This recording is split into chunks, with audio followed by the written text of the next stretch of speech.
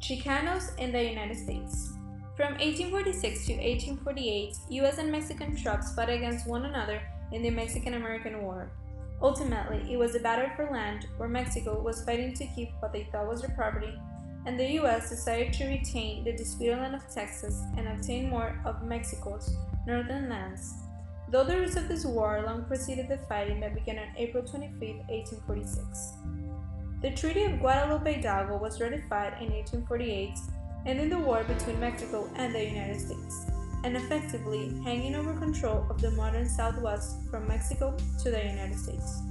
Under the terms of the treaty, Mexican property holders were to retain full enjoyment and protection of their property as if they were citizens of the United States.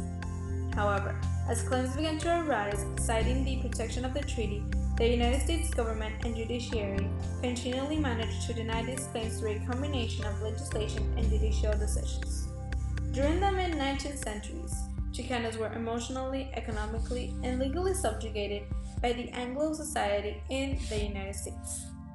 According to Martha Machado and Richard Valencia from the History Department of the University of Texas at Austin, Chicanos were subjugated because of Anglo's beliefs of racial superiority. One of the ways in which Chicanos were subjugated was emotionally. During the mid-19th century, Chicanos who did not master the English language were separated and assigned to retired classrooms. According to the article A Chicano Experience by the University of Notre Dame, Chicano students who naturally do poorly on tests not in their native language are then assigned to retarded or slow learning classes because of this poor performance. Furthermore, another way in which Chicanos were subjugated was economically. Since Chicanos started working in the agricultural fields in the United States, Chicanos were paid less. According to an article from the History Department at the University of Houston, the median income of a Mexican-American family was just 62% of the median income of the general population, and over a third of Mexican-American families live on less than $3,000 a year. Furthermore, Chicanos were also legally subjugated by being denied citizenship in the United States. The Treaty of Guadalupe Hidalgo, signed in 1848, stated that Mexican citizens were to become full U.S. citizens in the area that had once belonged to Mexico. Even though this was an important and valid document during this era, it was not taken into consideration, and therefore Mexicans were denied as citizens in the area that had once belonged to them.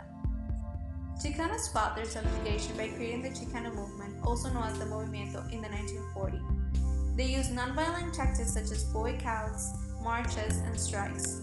Another movement created were the Chicano Student Movement, La Raza Unida, and the United Farm Workers. The goal of each movement was to fight against Chicanos' discrimination and racism and exploitation. Nowadays, Chicanos continue to fight against racial discrimination in many areas of the United States. Of course, not as extreme as before. Presently, Chicanos hold the same education and wages as any American in the United States.